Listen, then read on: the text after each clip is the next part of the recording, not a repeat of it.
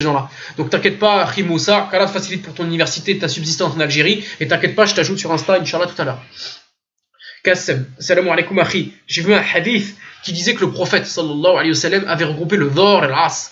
Est-ce que je peux le faire avant de partir au travail entre midi et 2 par crainte de louper l'As? Si oui, il faut faire 2 et 2 raka. Et sinon, est-ce qu'il y a d'autres moyens de prier avec les yeux ou je sais pas? Barakallahu fik. 2 raka pour Dhuhr, donc il dit 2 raka pour l'As. Donc non, le fait de... Wa alaykum assalam wa rahmatullahi wa barakatuh. Donc les savants, ils ont détaillé ce point-là, d'accord? Donc le fait de regrouper 2 raka pour Dhuhr, 2 raka pour As, ça concerne la maladie. Quand personne vraiment elle est malade d'âme. Et elle va regrouper le Dhuhr avec le As. Par exemple, à l'heure du As, à l'heure de l'As, elle va faire 2 raka pour Dhuhr et 2 raka pour As. C'est clair? Elle va aussi regrouper le Maghreb et l'Aïcha parce que c'est difficile pour elle de les faire aux heures comme ça. Elle va plutôt regrouper. Elle va faire 2 raka pour le Maghreb et 2 raka pour le Aïcha. Ça, c'est quand tu es malade, vraiment malade, hein, pas un rhume. Que j'ai toujours d'ailleurs. Et là, concernant ton cas de regroupement, il y a une crainte de louper l'As déjà et une gêne. Tu es dans une difficulté, d'accord, avec certains horaires de travail. Hein, selon une certaine parole de LMA, tu peux regrouper. Tu peux regrouper parce que tu es dans une gêne. Mais tu fais 4 et 4. Tu fais 4 et 4. Donc, si tu veux regrouper ta prière de l'As et du Dhuhr, à l'heure de Dhuhr, par exemple, tu commences à faire le Dhuhr, puis ensuite tu salues, puis ensuite tu fais l'As. D'accord? Mais tu fais 4 et 4. Non, Inch'Allah.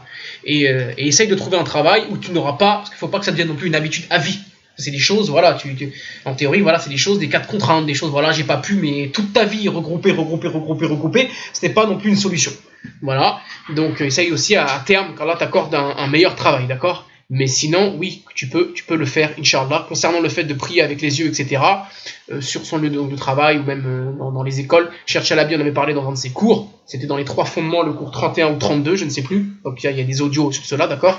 Revenez au cours de Cheikh Chalabi, les 3 fondements, cours 31 ou 32 ou 33, je ne sais plus, d'accord? Et ça, tout ça, c'est explicité. Et il disait que oui, dans un cas vraiment aussi de contrainte, par exemple, la sœur ou le frère, il n'a pas le choix, il est dans une école, et vraiment en cas de contrainte, il est dans cette école-là, plutôt que de louper la prière, il peut aller dans les toilettes, d'accord? Il peut aller prier dans les toilettes. Alors bien sûr, il ne prie pas là où il y a des excréments par terre ou de l'urine par terre. C'est-à-dire qu'il se met dans un endroit des toilettes, enfermé, d'accord? Dans un endroit, entre guillemets, neutre, où il y a quand même de la propreté au sol, d'accord? Environ l'espace d'un tapis. Vous voyez ce que ça fait un tapis en termes de surface? Bah, c'est l'endroit pour se prosterner en fait. C'est ce qui nous sert de surface de prosternation. Et bah, il se met dans un coin comme ça, d'accord? Et il est propre le sol et il fait ça là. Parce qu'il est dans un cas de contrainte.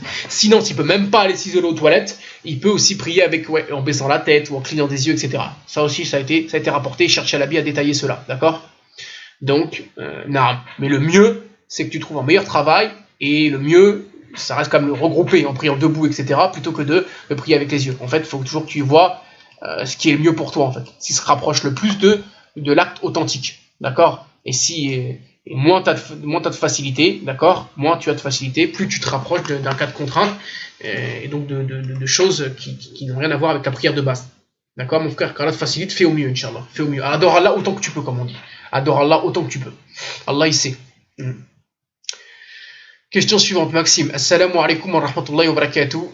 Wa alaykum assalam wa rahmatullahi wa barakatuh. J'espère que vous allez bien, de même pour votre famille. Bi'idnillah. Ça va très bien, mon frère. J'espère que toi aussi. 1. Est-ce que lorsqu'on se relève de la prosternation, d'accord,